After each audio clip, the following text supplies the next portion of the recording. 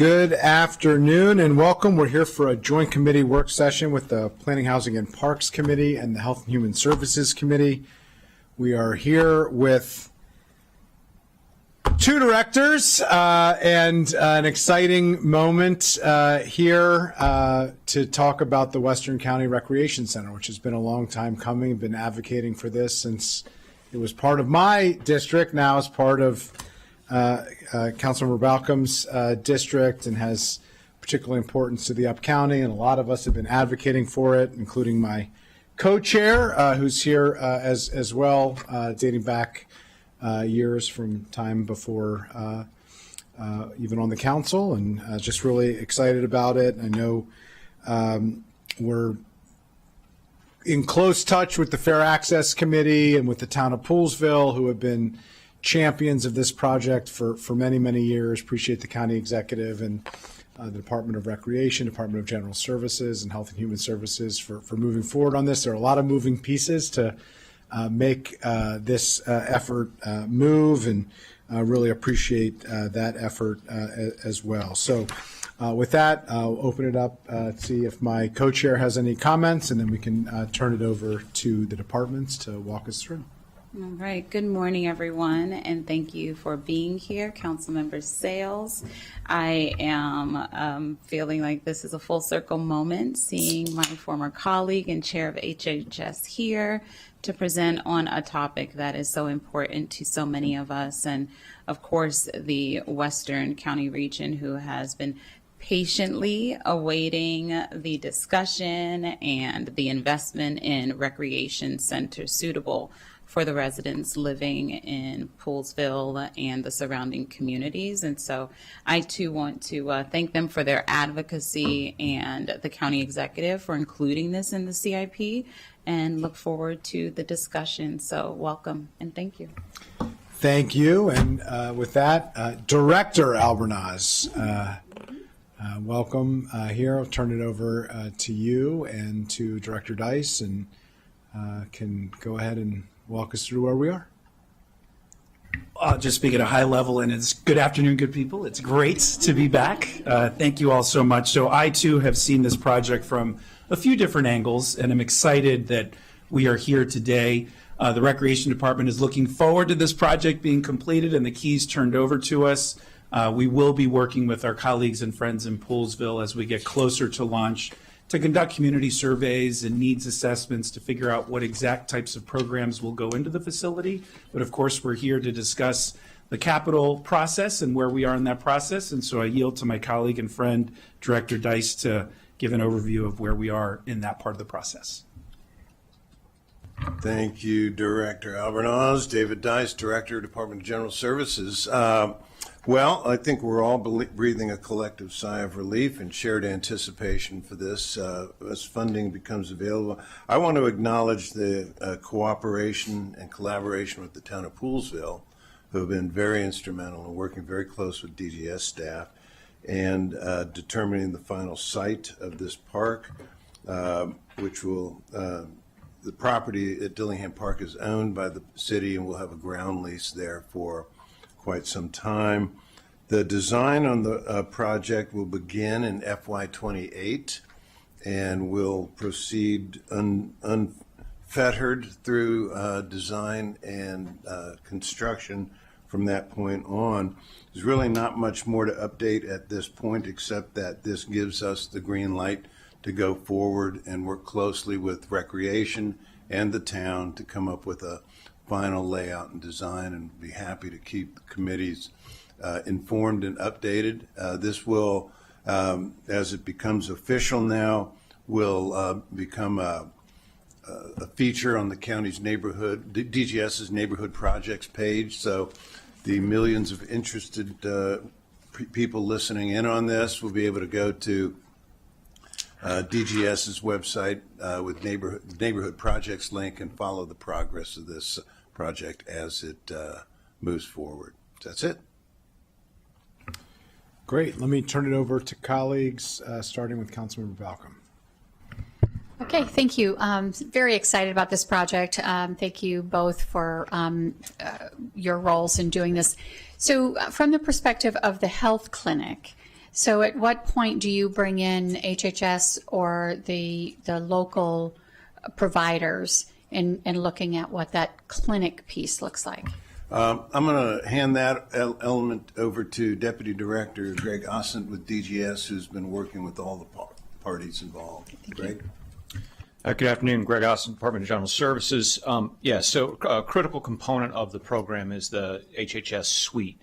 We worked closely with HHS and, of course, the Rec Department in putting this program together some years ago, and then obviously had heavy input from the local community, not just fair access, but a number of providers in the area to identify the need and support the need, and that carried through the POR and ultimately into the project. So it's an important aspect of the CIP. Between now and design of as David mentioned, the design is not going to start for another year. So we're going to be doing a couple of things. First, making sure that we've got all the stakeholders covered. Of course, REC in partnership with their with the Up County area, as well as HHS. And the public health, same folks that we worked with in developing the POR. In addition to that, and I know Councilmember Friedson had mentioned this before, but we're also going to do the housing, affordable housing feasibility as part of that too. So those are the kind of the interim steps that we'll be working on over the next year or so before we hit the start button on the design of the actual facility at Dillingham Park.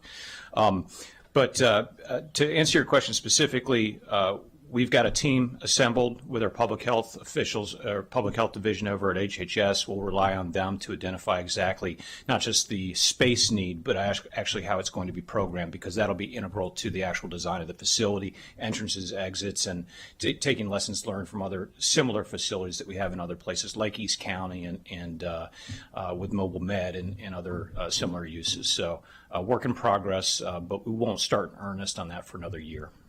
Thank you. And then the equipment, is there any equipment included in the CIP for the specifically for the suite? So right now, my recollection, just to put it in perspective, the size of the facility, the size of the medical suite is about 1,000 square feet total.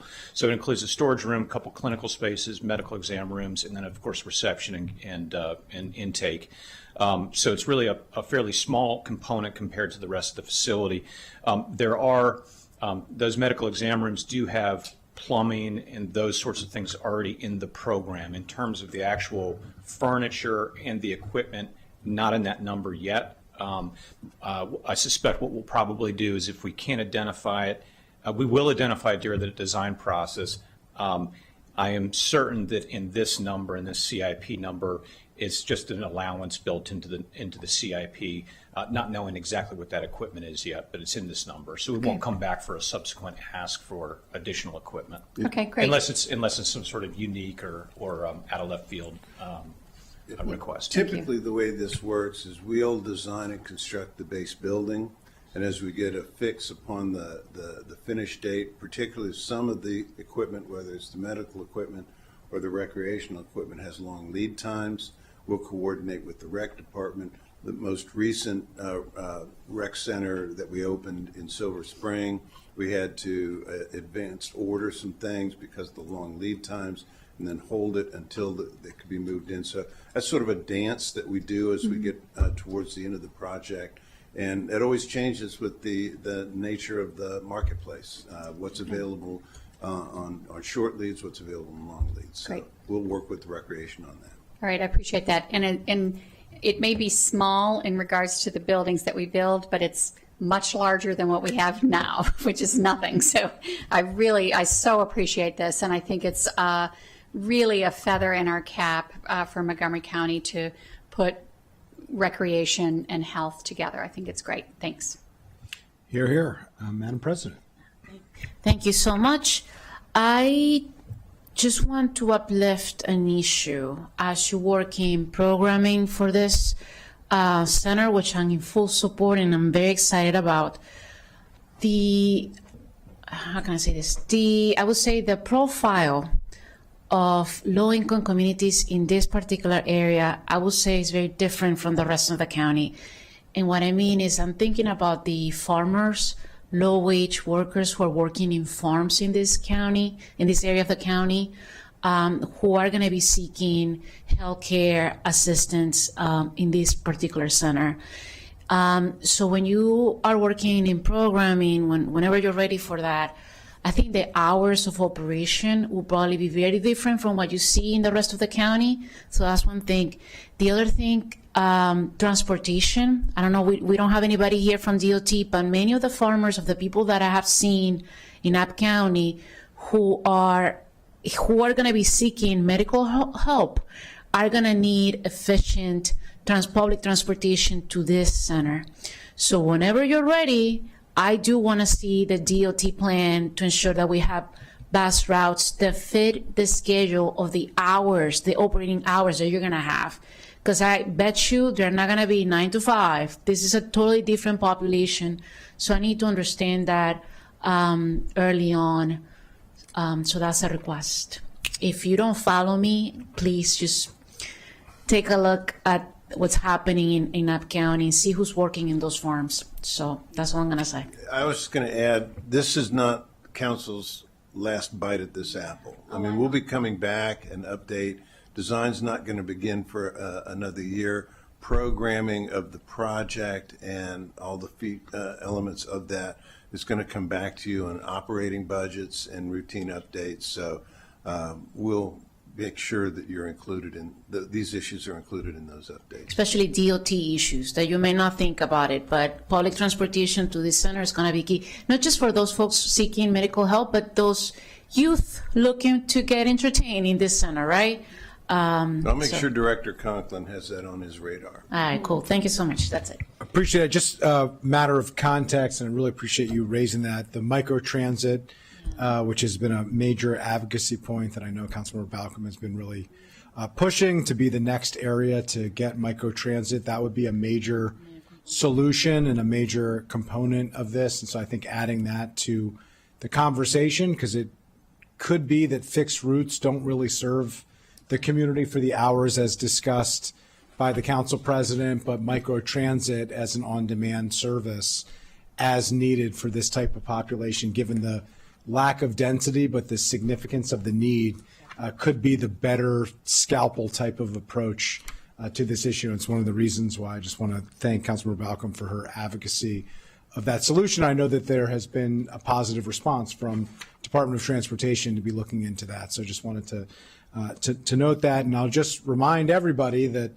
this conversation started when there was an analysis of health outcomes countywide, and the Poolesville zip code had the worst health outcomes of anywhere in the county.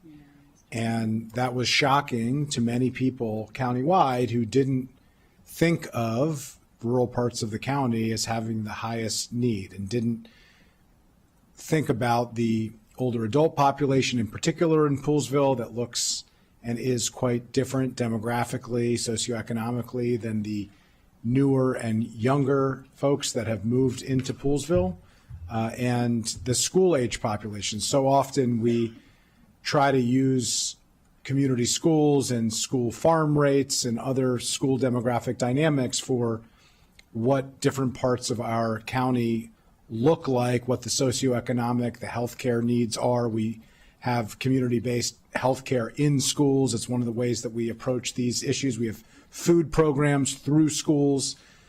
That doesn't work in Poolesville, where the community is quite different demographically than the school for many reasons, not least of which the younger school-age population, those families are different, but also it's a magnet school. And so it caters to a different population. So it just shows the evolution that we have taken. The Fair Access Committee has been a leader in that to make sure that we understand it. But I just wanted to go back to where this conversation actually started. It was the Health and Human Services identifying a need, and now other departments, Recreation, Department of General Services, and Transportation, helping to address that need, which I really appreciate. Let me turn it over to Councilmember Lukey. pushed the wrong button. Sorry about that. No, I too echo the concerns about transportation, and Councilmember Balcom and I have had to deal with this issue repeatedly in our districts, and in terms of time to access other healthcare facilities and distance to them from certain parts of our district, which are just not workable or not thought of often, particularly if you don't live up there. So I'm excited for this. I look forward to the community engagement that will happen in order to inform that programming, and to agree that the microtransit model for being adaptive and flexible to meet those needs and adjust accordingly based on whatever programming may start and then may adjust and adapt to, that's a great sort of more agile way of helping to manage the needs in the up-county where we don't have transit access akin to other parts of the county. So I am fully supportive of this. I appreciate our folks at Fair Access and in the Poolsville community for their advocacy, and look forward to voting for it. Thank you.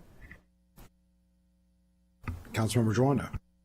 Thanks. Also, just wanted to express my excitement about this. I want to thank the Fair Access Committee and all the folks up in Poolsville and colleagues past and HHS. Everyone, there's been a lot of talk about this for many, many years, and it's leading to a good moment to address a lot of these issues. I associate myself with the comments of my colleagues around transportation.